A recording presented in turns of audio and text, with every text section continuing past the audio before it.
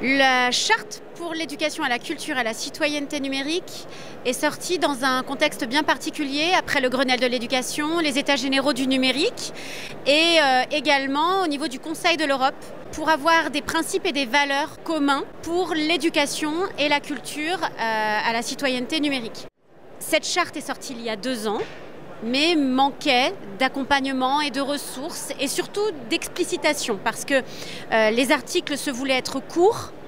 mais avec une certaine densité dans les mots, le poids des mots et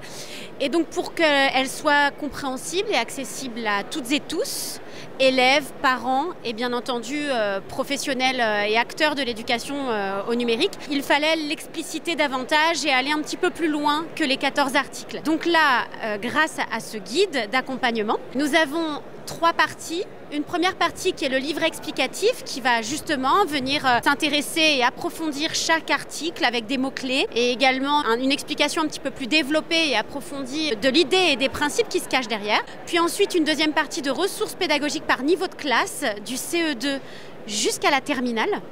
pour enfin finir par des ressources complémentaires avec des infographies, des présentations, des jeux. Il y a aussi un jeu de cartes. Chaque thématique abordée, les communs numériques, l'IA et tout cela va nous mener ensuite à des ressources complémentaires qui seront téléchargeables et accessibles sur un espace magistère, communauté magistère, où là on invite tous les enseignants, tous les formateurs, tous les personnels d'encadrement, toute personne étant intéressée par le sujet de la citoyenneté numérique, à venir participer, contribuer en envoyant peut-être même leurs projets, leurs ressources que nous pourrions valoriser, à venir discuter sur les forums de discussion, à venir se former puisque nous allons aussi partager les formations académiques sur tous les sujets que la charte développe. Et puis venir aussi télécharger des outils, des ressources qui sont dans le guide mais pas que.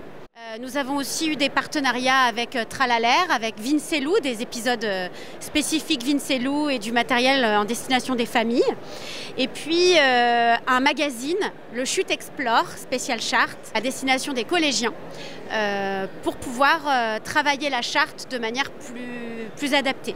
L'idée, c'est que chacune et chacun se sente impliqué par les valeurs que prône la charte, mais surtout qu'elles vivent. On sait bien que le terrain n'a pas attendu que la charte soit écrite pour exister. Des projets sur la citoyenneté numérique et sur la culture numérique existent déjà depuis bien longtemps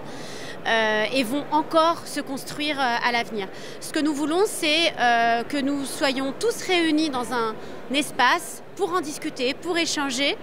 et finalement pour montrer que cette charte vit déjà et qu'elle a même de belles années devant elle pour vivre encore.